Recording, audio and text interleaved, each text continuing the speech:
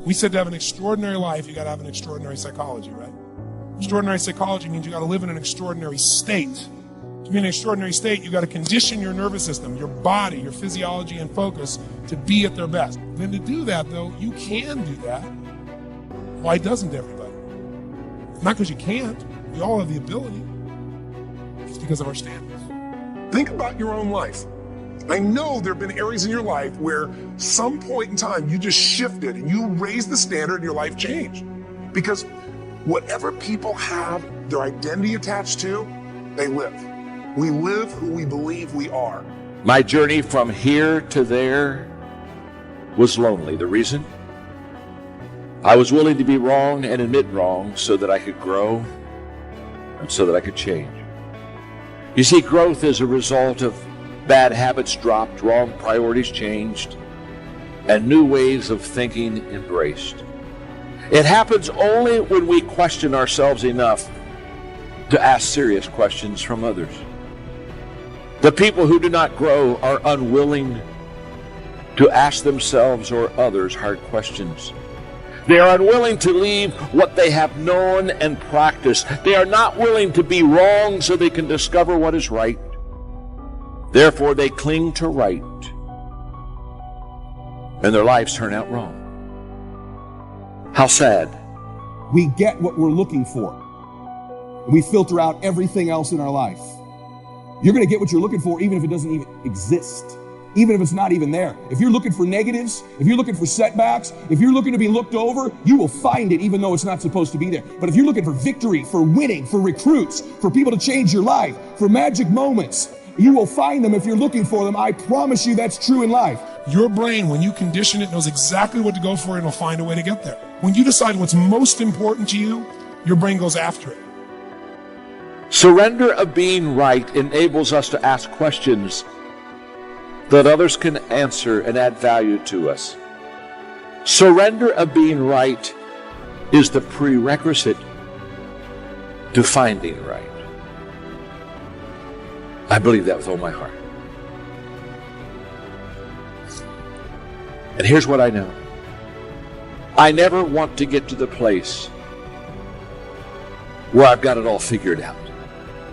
I still want to keep learning. I still want to keep growing. And I still want to be a student. And I still want to be on a learning curve. And I still want to value people. And I still want to walk into their life and say, look, you have something that if I could just ask the right question, you could impart to me that would help me, that would allow me to become a better person myself. Ego is the anesthesia that deadens the pain of stupidity. Pride is the burden of a foolish person. If you're going to do a job, do it right. I've always been told how average I can be. Always been criticized about being average. But I want to tell you something. I stand here before you, before all of these people, not listening to those words, but telling myself every single day to shoot for the stars, to be the best that I can be. Good enough isn't good enough if it can be better, and better isn't good enough if it can be best. Wisdom will come to you in the unlikeliest of sources, a lot of times through failure. When you hit rock bottom, remember this. While you're struggling, rock bottom can also be a great foundation on which to build and on which to grow. I'm not worried that you'll be successful. I'm worried that you won't fail from time to time. Person that gets up off the canvas and keeps growing, that's the person that will continue to grow their influence. How many of you would love a breakthrough? Number one, you got to have a permeating attitude that you're going to win. You got to have a positive outlook. You got to be optimistic.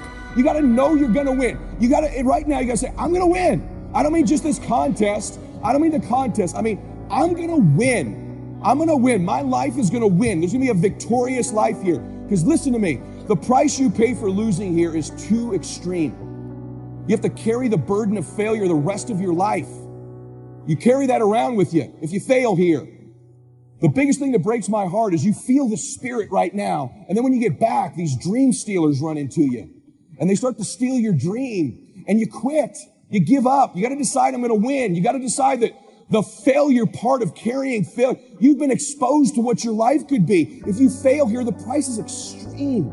It's forever. You carry the failure forever. I'm being honest with you. I meet people oftentimes that say, I was in WFG, you really changed my life for this meeting, but. And they put their heads down. They've been carrying it. They carry it. They see these Facebooks and Instagrams and what we're doing. You got to know you're going to win. You got to sell out. Yeah, I'm telling you, you got to become a sellout. You need to sell out. You need to get obsessed. You got to get relentless. You got to be a road dog. You got to get intense. That's what you got to do. There's some dream stealers. You need to look out for these 4. I don't want them to happen to you. You ready? Say yes. Dream stealer number 1 that'll take you out of here. Lack of confidence or faith. Lack of belief. It'll steal your dream. You got to know you're going to win. You got to have some faith. These people sitting around you right now, they're whispering to you, you could do this. I believe it. Just like when you were a little boy. Just like when you were a little girl. They've always believed in you. They've always known you were going to do something special. They always knew you were great. You need to know it. You need to take that God that's sitting there with you and those precious souls that have passed, that have always believed in you, and you carry them with you everywhere. They're with you anyway. Acknowledge them. If you don't believe that, honor them. Honor God. Honor these people who believed in you with your magnificent life. Honor them. Don't give in to lack of belief, lack of confidence. Don't ever do that again. Don't do it in WFG or out of WFG. You were made to do something great. You're special. You were made in the image of God. Something awesome's supposed to happen for you. And those of you that have made something awesome happen, something even more awesome's supposed to happen for you. I would say for the last 45 years, we've told psychologists have been certainly to blame for this, at least in part. You're okay the way you are. That's what we tell young people. Oh, you're okay the way you are. It's like, and there's nothing worse than you can tell someone who's young than that, especially if they're miserable. You know, and lots of them, well, if they're miserable and aimless, it's like, oh, I'm miserable and aimless, and sometimes I'm suicidal and I'm nihilistic and I don't have any direction in my life. It's like, well, you're okay the way you are here. And it's like, they don't want to hear that. They want to hear, look, you know, and you know this, you're useless. You know nothing. You haven't got started. You've got 60 years to put yourself together, and God only knows what you could become. And that message is so much more, it's so funny because it's such an attack, but it's so positive because there's faith there in the potential that makes up the person rather than the miserable actuality that happens to be manifesting itself at the moment. And young people respond extraordinarily well to that because, and you know that if you're a parent and you love your child, your son, your daughter, what you're trying to foster is the best in them. You want that to manifest itself across the course of their life. You want them to become continually more than they are, to see what they could be. And I think that's part of the great message of the West, is that's the ethical requirement of individual being in the proper sense, is to constantly note that you're not what you could be, to take responsibility for that.